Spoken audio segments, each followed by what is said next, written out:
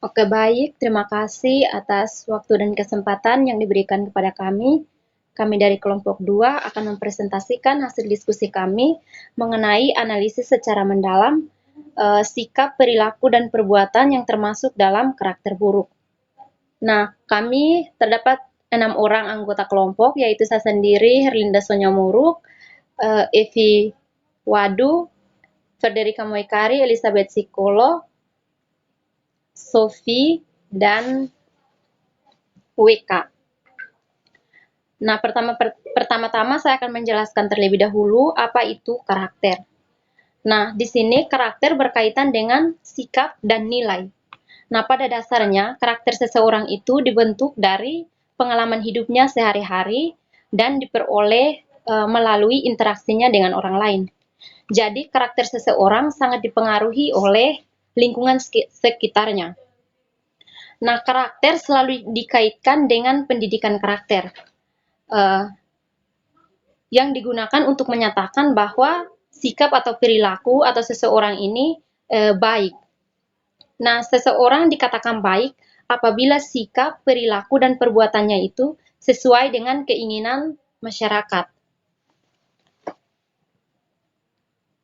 Namun bentuk sikap, perilaku, dan perbuatan manusia ada baik dan ada yang buruk. Nah, bentuk sikap, perilaku, dan perbuatan manusia yang menunjukkan karakter buruk dapat beragam, tergantung pada konteks sosial, budaya, dan moral yang berlaku dalam kehidupan masyarakat. Selanjutnya, teman-teman saya akan memaparkan 8 sikap atau perbuatan yang tergolong dalam karakter buruk. Untuk teman-teman, saya persilakan. Baik, terima kasih.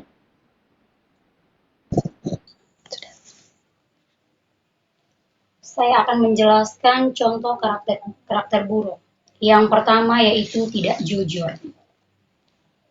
Karakter tidak jujur di sini yaitu seperti berbohong atau memalsukan informasi. Contoh yang saya ambil yaitu kita sebagai guru kadang guru ada yang manipulasi data, yaitu dengan mendownload semua RPP yang ada di internet tanpa memperbaiki lagi. Terus nanti itu RPP yang dipakai, bahkan ada RPP yang tidak sesuai dengan materi yang diajarkan. Itu karakter yang buruk. Kemudian, sebagai seorang guru, kita juga tidak boleh menilai peserta didik berdasarkan hubungan keluarga. Jadi mungkin ini anak saya punya sepupu, saya punya keponakan atau saya punya anak. Jadi saya harus memberi nilai yang baik, nilai yang tinggi, padahal anak ini punya kemampuan yang di bawah rata-rata, yang dimana guru harus punya cara untuk meningkatkan kemampuan anak tersebut, tapi dia dengan tidak memberikan cara atau mencari cara bagaimana untuk meningkatkan kemampuan anak tersebut, dia hanya memberikan nilai secara gratis. Nah, itu juga merupakan karakter yang buruk. Itu termasuk tidak jujur ya. Dan yang kedua, contoh karakter buruk yang kedua yaitu egois. Minta maaf sebelumnya, saya ambil contoh egois di sini, hanya memikirkan diri sendiri, tanpa memperhatikan kebutuhan atau perasaan orang lain. Minta maaf, saya mengambil satu contoh. Misalnya guru merokok di dalam kelas. Itu adalah salah satu karakter yang kurang baik. Karena dia mengganggu kesehatan anak-anak yang ada di dalam kelas. Ya. Itu adalah bentuk karakter yang kedua, yaitu egois. Kemudian yang ketiga, sekikir atau di situ kikir atau sekikir, tidak mampu berbagi atau membantu orang lain meskipun mampu. Contohnya, sebagai seorang guru di dalam kelas dia punya alat-alat pembersihnya lengkap, tapi kadang kalau guru dari sebelah pinjam, jangan kasih, tidak boleh kasih, bilang saja tidak ada. Itu kan sekikir, dia sudah tidak jujur bilang tidak ada, dia sekikir lagi. Itu menunjukkan hal yang tidak baik, memberikan contoh kepada anak-anak. Ya, itu bentuk karakter yang buruk yang ketiga, minta maaf. Yang keempat, iri hati. Nah, teman-teman, yang keempat, iri hati ini merasa tidak senang dengan orang lain dan berharap orang yang lain itu gagal, mereka itu yang bisa begitu. Nah, sebagai seorang guru, saya mengambil contoh di guru karena di sini di hadapan saya adalah guru-guru. Ya, contoh iri hati itu begini teman-teman.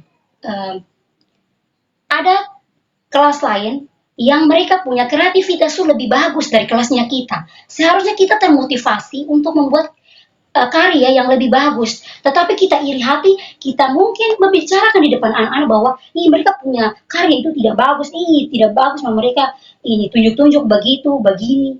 Nah, itu adalah salah satu karakter iri hati. Itu adalah karakter buruk yang tidak boleh kita tunjukkan kepada anak-anak. Dan yang kelima, pemarah. Teman-teman, untuk karakter marah ini, dia mudah marah dan sulit mengendalikan emosi. Nah, sebagai guru, apalagi mungkin kita sekarang kita guru profesional, kita harus bisa membedakan persoalan di rumah dengan di sekolah. Kadang-kadang guru ini kalau sudah dari rumah dia sudah ada permasalahan, sampai di sekolah dia marah-marah anak-anak tanpa ada. Anak-anak juga mungkin tidak tahu apa penyebab ini ibu marah saya atau pak marah saya. Nah, jadi ibu ini marah sembarang. Ini adalah contoh karakter buruk. Oke, mungkin itu contoh karakter buruk yang kelima. Mungkin selanjutnya saya berikan kesempatan kepada teman-teman saya. Baik, yang saya akan melanjutkan yang nomor 6, yaitu contoh karakter. Pengajar menunjukkan kurangnya keberanian. Contoh yang baik dari sikap pengajar, yaitu tidak boleh menyembunyikan kesalahan dan harus berani meminta maaf. Yang berikut contoh sikap fikir yang menggambarkan sikap seseorang yang suka seperti itu. Contohnya, seseorang tidak boleh mementingkan diri sendiri di orang lain, serta menggunakan cara-cara untuk memenangkan kompetisi tersebut. Yang berikut, sifat sombong. Sombong memiliki sifat yang memandang orang lain hina. Seharusnya tidak boleh suka pamer dan beri nasihat, serta tidak boleh merendahkan orang lain. Yang berikut, sifat pendendam. Pendendam memiliki sifat yang membuat seseorang sulit untuk memaafkan kesalahan orang lain terhadap dirinya dan memendam perasaan. Seharusnya sikap pendendam harus menerima nasihat tanpa tidak boleh memberikan yang tinggi dan mudah tersinggung. Baik, selanjutnya saya akan memberikan materi yang berikut. Baik, saya akan melanjutkan untuk bentuk karakter yang berikut. Contoh karakter buruk yang berikut, yaitu gampang menyerah. Tidak memiliki ketekunan atau kegigihan dalam menghadapi tantangan. Kemudian, tidak bertanggung jawab, mengabaikan kewajiban atau tanggung jawab yang seharusnya dijalankan.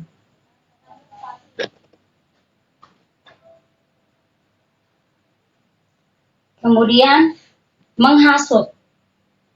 Kemudian, karakter yang berikut yaitu menghasut, menyebarkan rumor yang menyebabkan konflik atau perpecahan.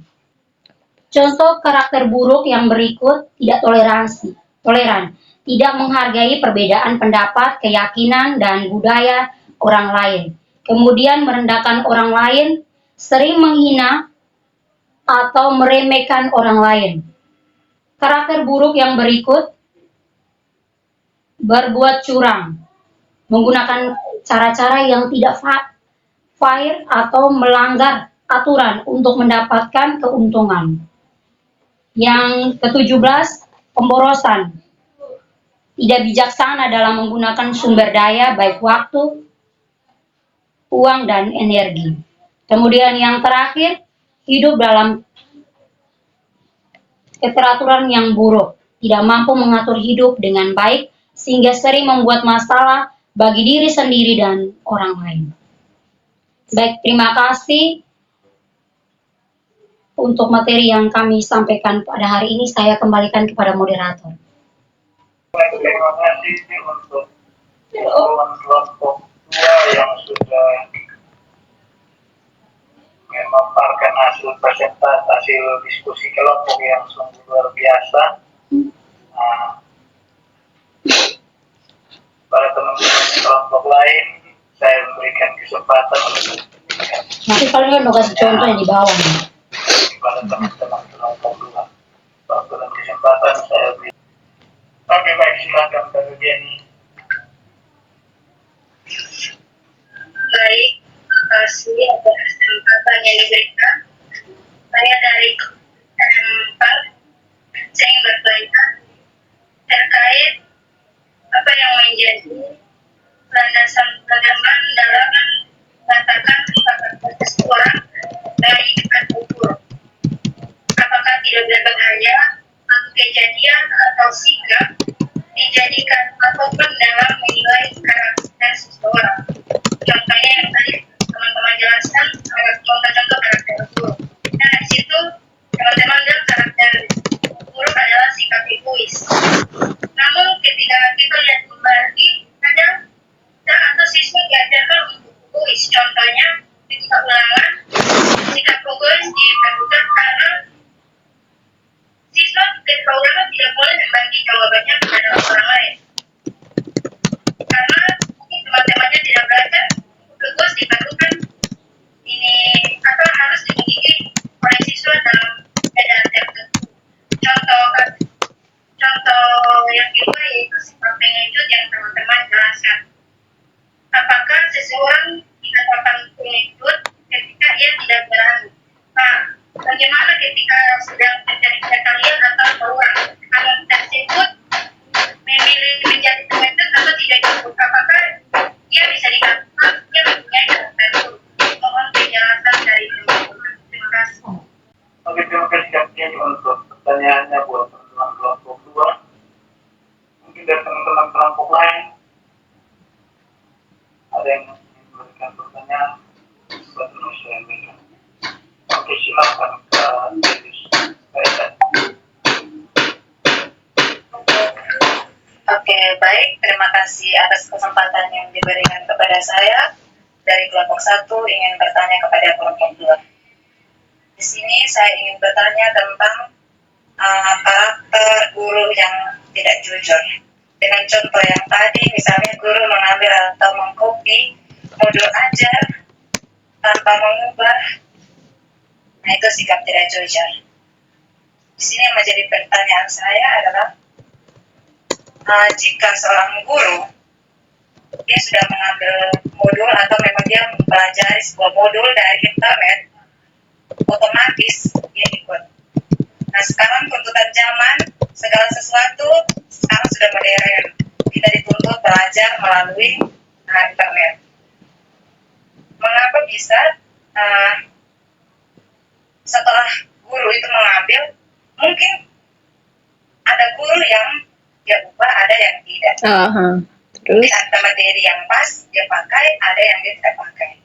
Tidak mungkin seorang guru dia ambil terus dia pakai, itu juga disebut tidak jujur. Coba teman-teman jelaskan, atau mungkin saya yang kurang paham, tapi tadi saya dengar seperti itu, mengcopy atau mengambil modul, nah itu merupakan salah satu tindakan tidak jujur. Sedangkan di tuntutan zaman di era sekarang kita dituntut untuk lebih tahu, belajar dari teknologi. Iya, belajar tapi tidak mau. Sekian saya kembalikan.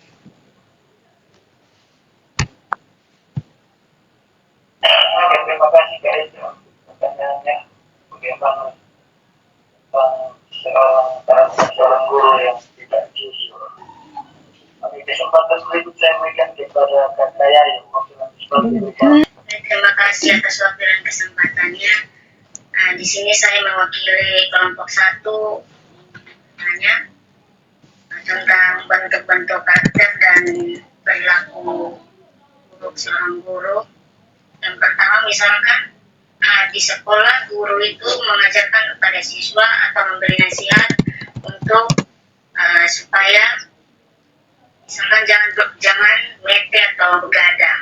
Tapi yang dilakukan seorang guru itu sebaliknya. Nah, yang menjadi pertanyaan saya, bagaimana cara menjembatani kesenjangan antara apa yang diajarkan oleh guru dan perilaku yang mereka tunjukkan kepada siswa. Oke, sekian, terima kasih.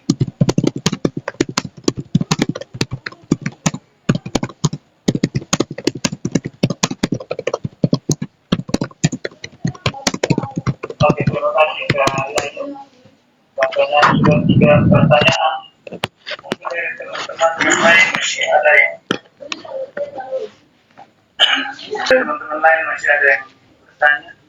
Oke, baik, kalau dari teman-teman kelompok yang lain sudah tidak ada, ada 3 pertanyaan yang harus dijawab oleh teman-teman kelompok 2. Yang dari Kakak Deli, Kak Dinja sama Kak Yayu. Waktu dan kesempatan saya berikan kepada teman-teman kelompok 2 untuk menjawab pertanyaan dari teman-teman yang sudah dirangkum. Silakan teman-teman. Baik, terima kasih. Saya coba menjawab pertanyaan terakhir dari Ibu Yayu, Kak Yayu.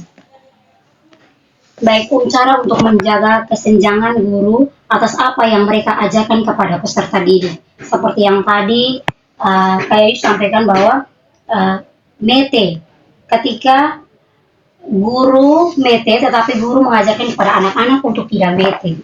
Nah, teman-teman, di sini menurut saya ketika guru dia mete itu mungkin dia sedang mengerjakan administrasi yang harus diselesaikan. Jadi dia harus mete. Sedangkan peserta didik apa dulu yang harus dia mete? Nah, peserta didik yang kita belajar sekarang ini fokusnya mungkin langsung ke anak SD. Anak SD ini mungkin jam belajarnya tidak bisa di atas dari jam 9-10.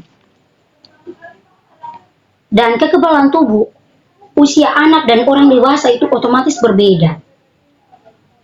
Jadi mengapa kita larang anak-anak? Apabila dia mete akan mengganggu konsentrasinya. Saat dia ada di kelas dia mengantuk, tidak fokus apa yang diajarkan oleh guru. Sedangkan guru, dia ada orang yang dewasa, dia bisa mengontrol dirinya, cara mengatasinya seperti apa. Dan itu adalah tanggung jawabnya untuk menyelesaikan administrasi yang diminta. Mungkin itu dari saya. Jadi kalau guru harus mengajarkan seperti apa ya, kalau guru mete mungkin karena dia menyelesaikan administrasinya, tidak mete untuk bermain game. Kalau seandainya ada guru yang bermain game, ya itu guru yang buruk, tidak menunjukkan karakter yang baik. Atau ada saja guru yang mungkin dia pergi bermain judi malamnya, dia pulang dia mengantuk. Itu juga guru karakter yang kurang bagus. Bagaimana kita membentuk karakter anak kalau kita guru tidak berkarakter? Mungkin itu dari saya. Oke, terima kasih Kakak sahabat psikolog untuk jawabannya. Mungkin dari teman-teman berpusat yang lain semua menjawab. Nomor berapa tadi tuh? Kakak jawab tuh. Hah? 3. 3. Nomor 2, guru tidak Cara untuk menjaga kesenjangan guru mana? Cara untuk menjaga kesenjangan guru atas apa yang mereka ajarkan kepada siswa. Nah, sebagai guru, guru menjadi model bagi siswa. Sehingga jika kita mengikuti perkembangan zaman, itu kita belajar. Oke, baik, izin Pak Ketua. Saya dari kelompok 2 ingin menambahkan jawaban mengenai pertanyaan dari Ibu Yayu. Guru, bagaimana guru ketika dia tidak memodifikasi saat dia mengambil RPP yang ada di internet? Karena itu sudah menurut Kak Elisa itu, kalau ketika kita tidak melihat di internet, itu kita tidak mengikuti perkembangan zaman. Oke. Baik, menurut saya sebagai seorang guru yang profesional, kita patut mengambil materi dari segala sumber. Itu wajib, karena kita harus mengikuti perkembangan zaman, itu benar. Tetapi kita tidak mencopas, kita tidak ambil kutip secara lurus-lurus apa yang ada di Google, karena itu tidak jujur, atau kita mencuri hasil kerja orang. Dan teman-teman, itu apa yang dikerja itu belum tentu benar sesuai dengan apa yang kita belajar. Nah, kadang-kala kita mencuri terus kita bilang itu hasil kerja kita. Terus karena tidak mau cari, misalnya cari gampang, kita tidak mau cari materi yang mungkin materinya lain, tapi kita mencari bahan ajarnya lain supaya sesuai dengan mempermudah kita. Itu tuh guru yang tidak profesional. Kita boleh kita ambil sesuai strukturnya, kita lihat model pembelajarannya, contoh model pembelajaran seperti apa. Tetapi kalau kita copas dan kita ngajar atau kita presentasi, misalnya seperti hari ini kita presentasi dengan mengambil hasil kerja orang, itu adalah salah satu contoh perilaku buruk yang kita tunjukkan. Jadi kita boleh ambil, kita harus mengikuti perkembangan zaman, itu benar. Tetapi kita tidak boleh mengambil sesuai dengan apa yang sudah dikirim lurus-lurus ada di internet. Khususnya hari ini yang saya bahas adalah bahan ajar, karena itu mencuri teman-teman. Dan sekali lagi teman-teman, bagaimana kita mau membentuk karakter anak yang baik kalau kita guru tidak berkarakter? Mungkin itu dari saya. Mungkin ada tambahan dari teman saya, Onya, saya persilakan. Oke, baik, tambahan dari saya mungkin mengenai karakter buruk tidak jujur dalam meng-copy paste ini RPP dari Google atau milik orang lain. Nah, tentu kita sebagai guru, kita tidak hanya mengcopy file milik orang lain, karena kondisi kelas di orang lain tidak sama dengan kondisi kelas di kondisi kelas yang kita mengajar, sehingga meskipun kita melihat atau memiliki file orang lain, kita harus perlu memodifikasi dan menyesuaikannya dengan kondisi dan kemampuan anak di sekolah kita. Sehingga kalau kita mengcopy file mirip orang lain, itu termasuk dalam karakter buruk tidak jujur. Sekian dari saya. Oke, terima kasih teman-teman untuk jawaban yang begitu luar biasa dari teman-teman kelompok 2. Bagaimana dari teman-teman penanya, mungkin Langsung pindah kelompok. mau menambahkan atau ada tanggapan tentang jawaban yang diberikan? Oke, baik, kalau tidak ada, saya rasa teman-teman yang bertanya menerima jawaban dari teman-teman kelompok 2. Lama dia masuk grup, lama dia keluar grup ini, lihat saja, perhatikan di grup ini. Maka patut kita berikan aplaus untuk teman-teman kelompok 2 atas hasil presentasi, hasil diskusi tentang bentuk sikap dan perilaku serta perbuatan manusia yang menunjukkan karakter buruk. Baik, tanpa memperpanjang kata, kita akan lanjut presentasi kita. Kita masuk pada kelompok 3. Halo, kakak Jeffrey.